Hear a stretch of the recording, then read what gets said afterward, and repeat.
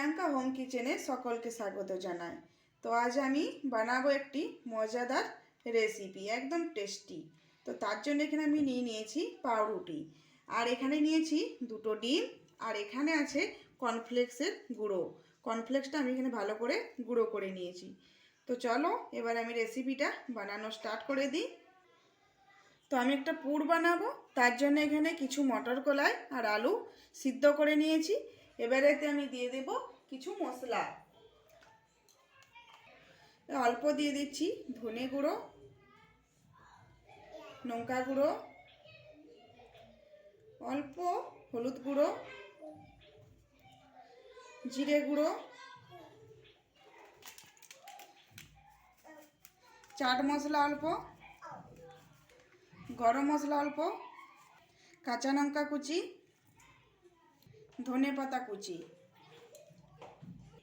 স্বাদ অনুযায়ী নুন, আর এখানে আমি দিয়ে দেব 2 চামচ ব্রেড ক্রাম্বসের গুঁড়ো।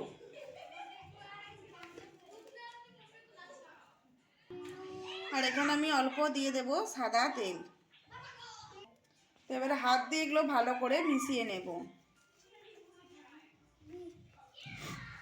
তো এটা কিন্তু একটা খুব সুন্দর গন্ধ বেরিয়েছে মশলাটার জন্য, আর এটা কিন্তু খেতে দুর্দান্ত, একদম টেস্টি মুখরোচক খাবার একটা। তো এটা বিকেলের নাস্তায় বা সকালের জলখাবারে বানিয়ে খাওয়া যেতে পারে, বা বাচ্চাদের স্কুলের টিফিনে।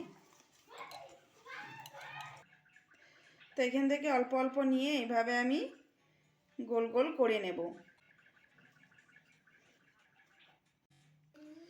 তো পাউরুটির চারপাশের যে লাল অংশটা আছে এটা কেটে বাদ দিয়ে দেব।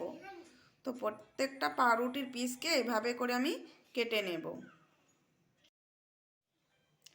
তো এখানে 1 পিস পাউরুটি নিয়ে নিয়েছি, তার মধ্যে এই যে পুরটা দিয়ে দিলাম। তো এর উপরে আরেক পিস পাউরুটি দিয়ে ভালো করে দেবে একটু এভাবে করে নিতে হবে। তো এভাবে আমি সবগুলো বানিয়ে নেব।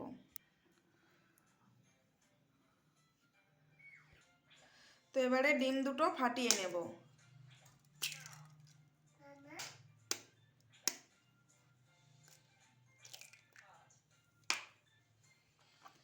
এবারে ভালো করে গুলে নিতে হবে।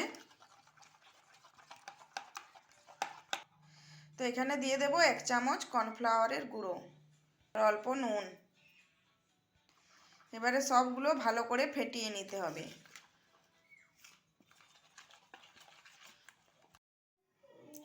তো এভাবে একটা নিয়ে ডিমের যে কোটিংটা আমি করে রেখেছিলাম সেটাতে ভালো করে লাগিয়ে নিতে হবে।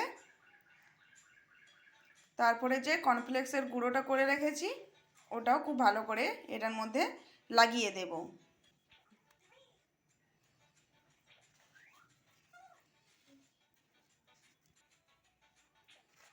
তো এপিট উপিট ভালো করে একটু চেপে চেপে লাগিয়ে নিতে হবে। তারপরে এগুলো তেলে ডিপ ফ্রাই করে নেব। তো এইভাবে আমি সবগুলো বানিয়ে নেব। তো তেল গরম হয়ে গেছে, এবারে তেলে দিয়ে দেব। তো আঁচটা মিডিয়াম রেখে এটা খুব ভালো করে ভেজে নিতে হবে এপিট উপিট।